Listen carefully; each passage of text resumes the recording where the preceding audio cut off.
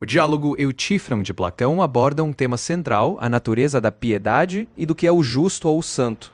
O diálogo se desenrola como uma conversa entre Sócrates e Eutífron. Sócrates questiona Eutífron, que afirma saber o que é piedade, já que está prestes a denunciar o próprio pai por homicídio. Sócrates, então, conduz uma série de perguntas para tentar definir se algo é piedoso porque os deuses o amam, ou se os deuses o amam porque ele é piedoso. Esse dilema, se o bem é intrinsecamente bom ou depende da aprovação divina, é um ponto crucial da discussão. No fundo, o diálogo é uma exploração filosófica sobre a essência da moralidade. A palavra grega que aparece no Eutífron é eusebeia, eusébia. No contexto grego, ela envolve mais do que a simples noção de piedade no sentido moderno. Eusebeia abrange reverência e respeito, especialmente em relação aos deuses, às leis e à ordem social. Era um conceito que englobava a conduta correta para com o divino e a justiça na vida pública e privada. Ou seja, eusebeia implica um modo de ser que mantém a harmonia entre os humanos e o divino, guiando o comportamento ético e social. Exatamente. Num primeiro momento, a eusebeia é entendida como essa atitude de devoção alinhada com a vontade divina. É uma postura de respeito profundo às normas divinas e aos rituais, quase como um senso de obrigação moral de agir conforme o que é considerado justo e santo. Só que, ao longo do diálogo, Sócrates vai questionar justamente se essa submissão é suficiente para definir a essência do que é piedoso. Sim, foi. Na Septuaginta, que é a tradução grega do Antigo Testamento, o termo eusebeia aparece em contextos onde se fala de reverência ou piedade para com Deus. Por exemplo, ela é usada em livros como Provérbios ou em textos sapienciais, traduzindo a ideia hebraica de temor do Senhor ou de uma vida justa diante de Deus. Assim, a eusebeia na Septuaginta mantém essa noção de piedade ou devoção, mas adaptada ao contexto judaico. Exatamente. O que o Sócrates faz no Eutífron é em grande parte uma investigação sobre essa hierarquia. Ele quer saber, a piedade é piedosa porque os deuses aprovam, ou os deuses aprovam porque a piedade é por si só algo superior. Em outras palavras, ele questiona se a moralidade ou o justo depende da vontade divina, ou se existe algo intrinsecamente bom e justo que até mesmo os deuses reconhecem. Esse dilema entre o divino e a moralidade é um dos grandes pontos de reflexão do diálogo. Esse personagem é Eutífron. Ele é um profeta ou adivinho que aparece no início do diálogo justamente dizendo estar denunciando seu próprio pai por homicídio. O caso é que o pai de Eutífron teria deixado um trabalhador que cometeu um crime, preso, e por negligência ele acabou morrendo. Eutífron acredita que ao acusar o próprio pai, ele age com justiça e piedade. Sócrates, então, usa essa situação como um ponto de partida para questionar se Eutífron realmente sabe o que é piedade.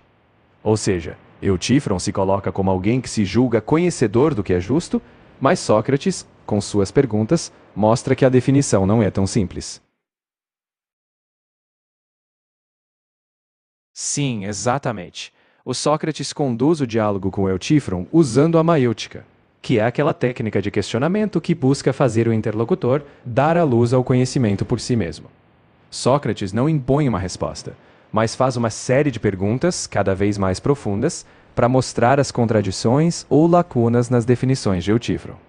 Assim, o diálogo não chega a uma definição final de piedade, mas expõe que aquilo que parece tão óbvio para Eutífron talvez não esteja tão bem fundamentado.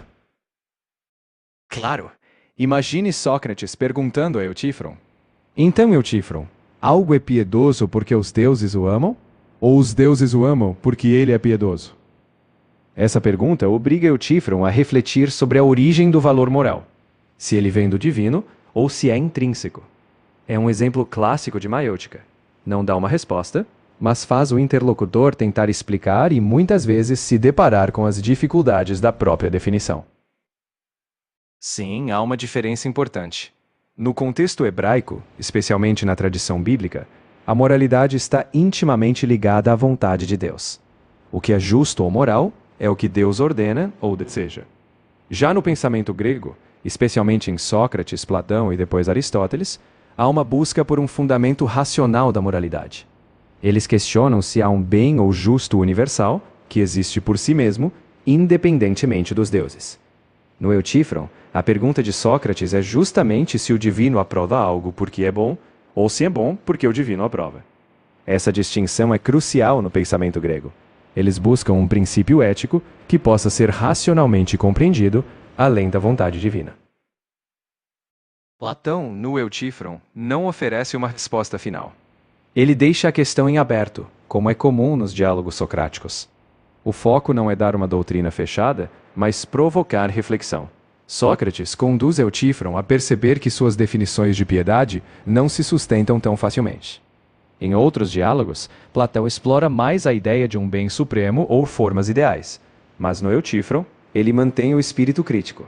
O objetivo é deixar o leitor e o interlocutor mais conscientes da complexidade da questão, sem dar uma solução fechada.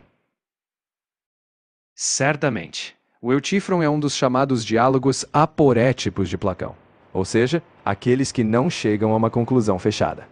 Outros diálogos semelhantes são, por exemplo, o Laques, que discute a coragem, o Cármides, que investiga a temperança, e Ulisses, que explora a amizade.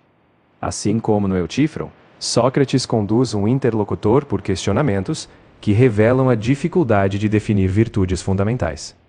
Todos esses diálogos colocam a ética em pauta e deixam o leitor pensando. Com certeza, a busca pelas definições essenciais é uma marca do pensamento platônico. Além do belo, do justo e do bom, o verdadeiro também é fundamental. Platão frequentemente associa essas virtudes ao que ele chama de formas ou ideias, perfeições eternas que o mundo sensível apenas reflete. No contexto das virtudes, além da justiça central na República, Platão também explora a sofrosine, temperança, a coragem e a sabedoria. Essas quatro, sabedoria, coragem, temperança e justiça, formam as virtudes cardeais, que Platão sistematiza em várias obras. Em suma, o núcleo da filosofia platônica é justamente essa busca por definições universais e racionais das virtudes. Sim, a palavra grega central é arete, areti. Arete é o termo que os gregos usavam para virtude, mas ele é mais amplo do que o nosso conceito moderno. Arete significa excelência, realização plena de algo. Uma virtude para Platão e os gregos era a excelência de uma coisa em cumprir sua função. No caso dos seres humanos, a arete era a excelência moral e intelectual que leva a uma vida plena, justa e boa. Exatamente.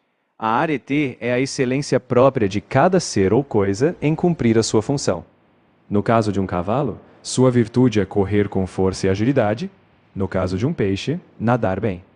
E para os seres humanos, a virtude é realizar a excelência própria da alma, que implica viver de modo sábio, justo e equilibrado.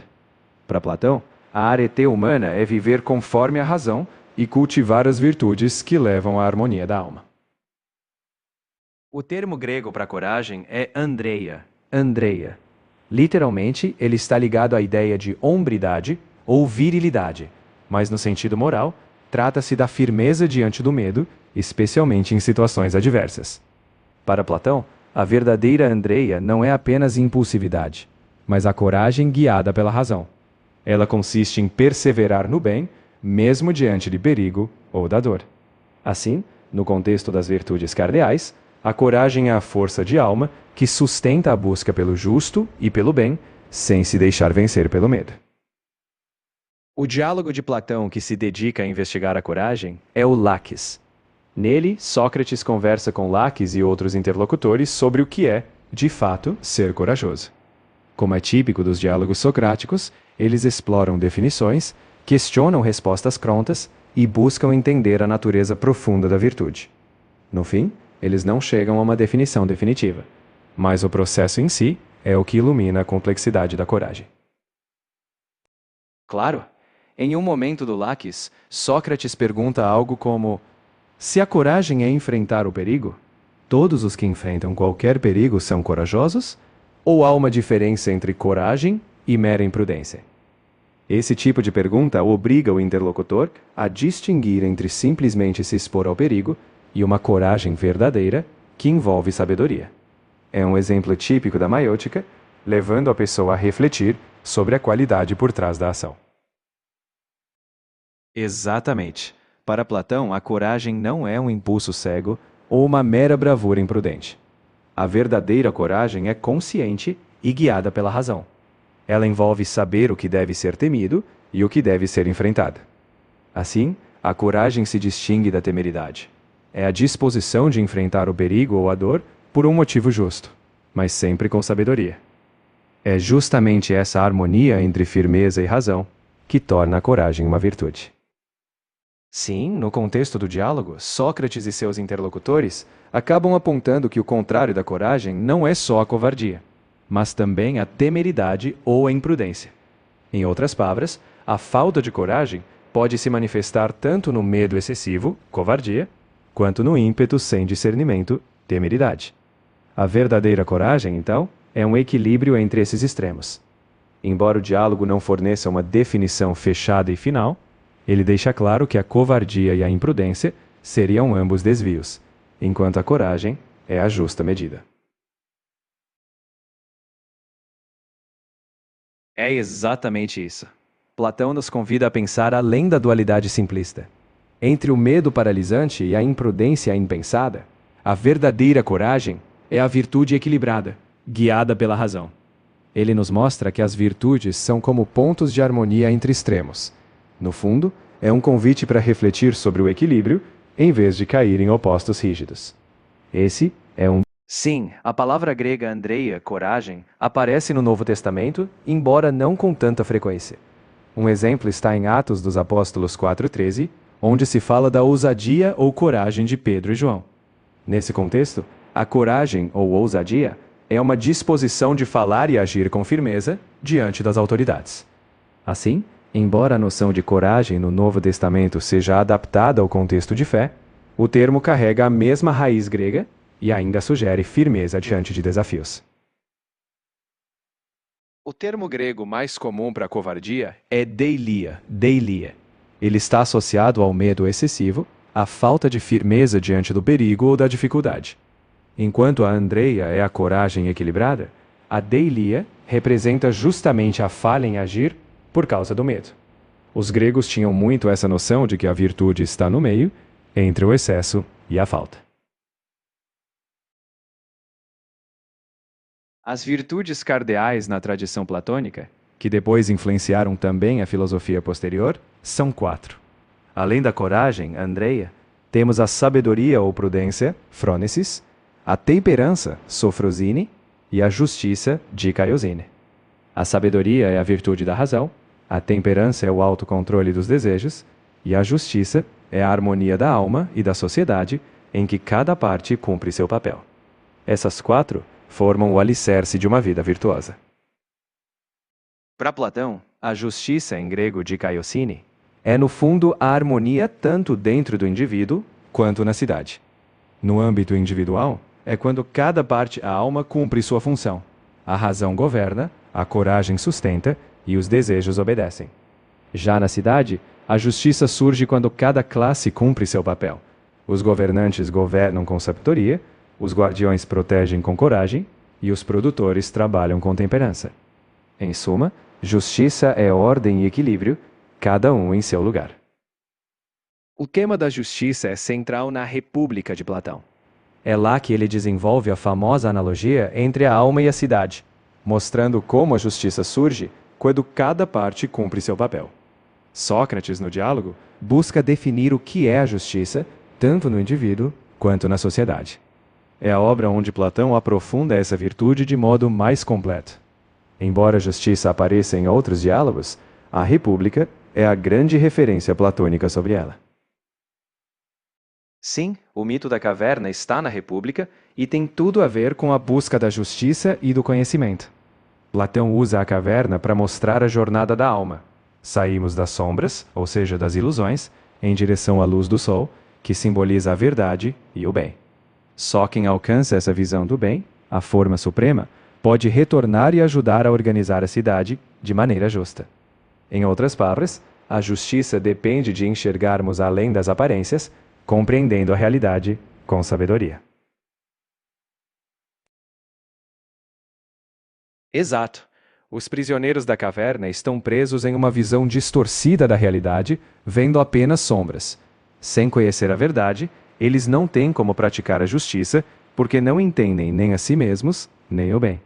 Só ao saírem da caverna, enxergando a realidade e o bem, podem agir de forma justa.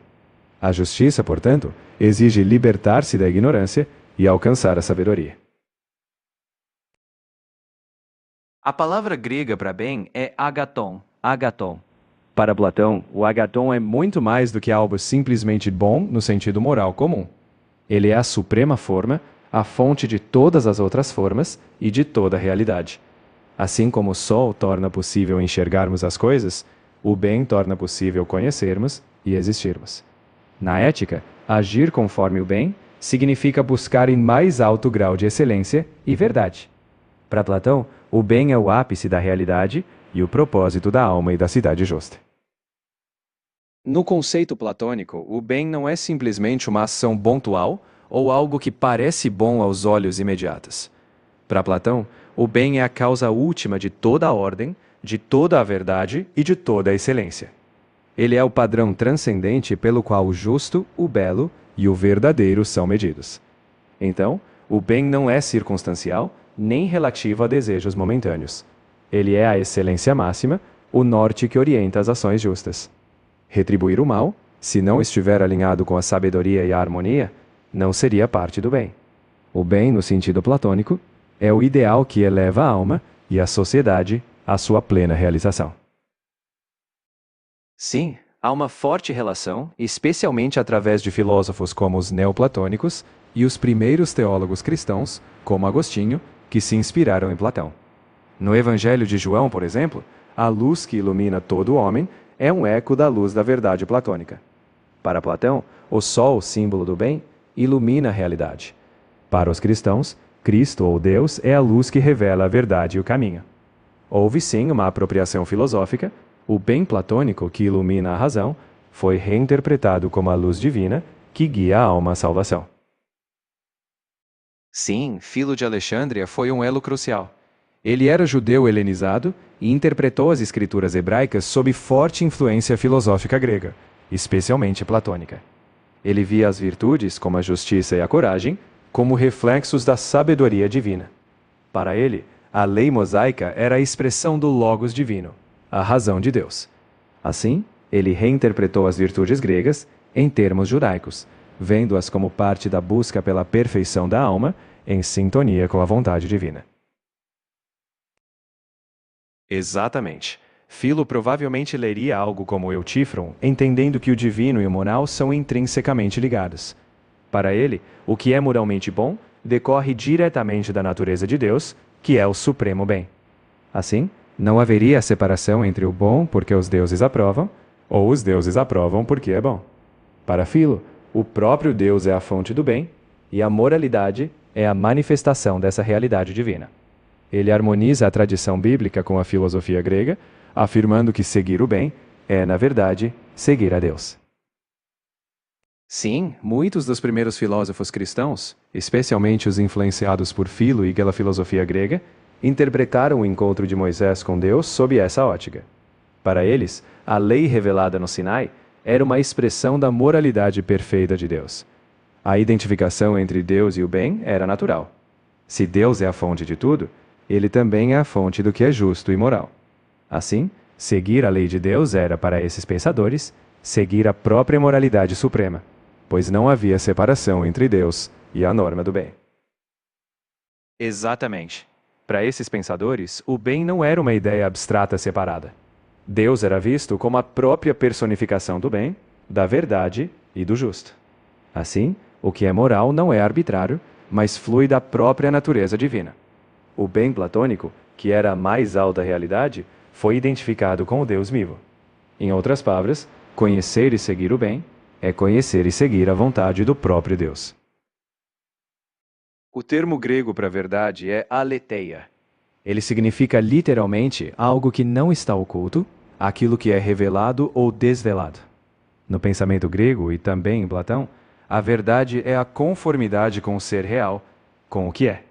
Buscar a aletheia é buscar o conhecimento genuíno das coisas, além das aparências. Assim, a verdade é o fundamento sobre o qual se pode construir uma vida virtuosa. Com certeza. Para os gregos, especialmente Platão, a verdade não é apenas sobre dizer algo correto ou factual. A aletheia, a verdade, é a revelação da própria realidade, aquilo que existe de modo pleno. Ou seja, não é só separar verdadeiro de falso, é desvelar a essência das coisas, ir além das aparências. Para Platão, a verdade está ligada ao mundo das formas. Conhecer a verdade é conhecer a realidade eterna e imutável, e assim orientar a vida. Essa é a aspiração ideal. Para Platão, o verdadeiro filósofo é aquele que busca a verdade acima de tudo.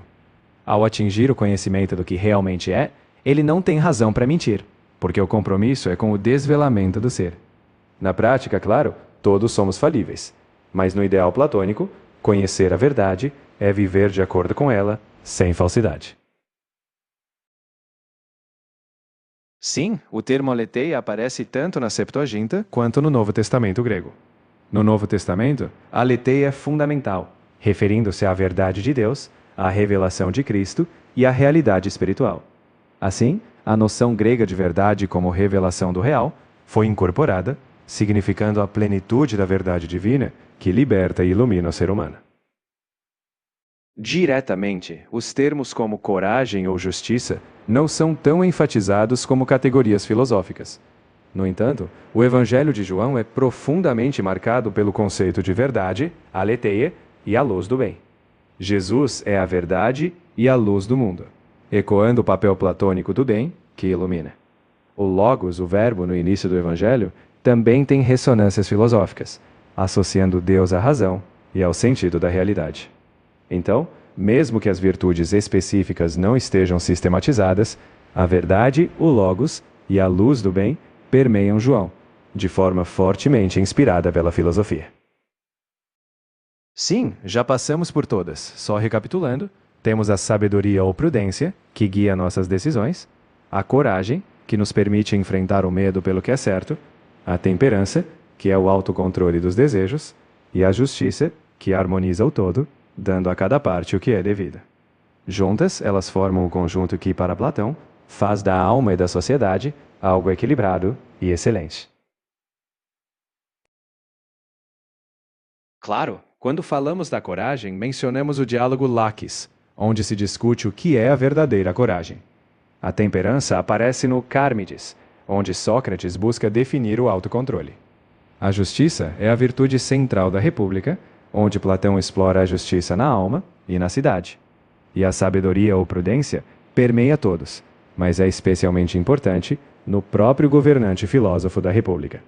Assim, cada diálogo ilumina uma virtude de forma profunda. O Cármides gira em torno da busca pela definição de sofrosine, que é a temperança ou autocontrole. Sócrates conversa com Cármides e outros sobre o que significa ser moderado. Eles exploram se a temperança é apenas saber o que se sabe e o que não se sabe, ou se é um conhecimento mais profundo do bem viver. No fim, como em muitos diálogos, Sócrates não dá uma definição fechada, mas provoca uma reflexão profunda sobre o que é, de fato, dominar-se a si mesmo. Claro, por exemplo, Sócrates pergunta a Cármides: se a temperança é uma espécie de tranquilidade, não seria possível que alguém fosse tão tranquilo a ponto de não agir? Assim, Sócrates questiona se a simples calma é suficiente ou se a temperança exige um saber maior. Esse tipo de pergunta faz Cármides refletir, e é assim que Sócrates conduz a maiêutica.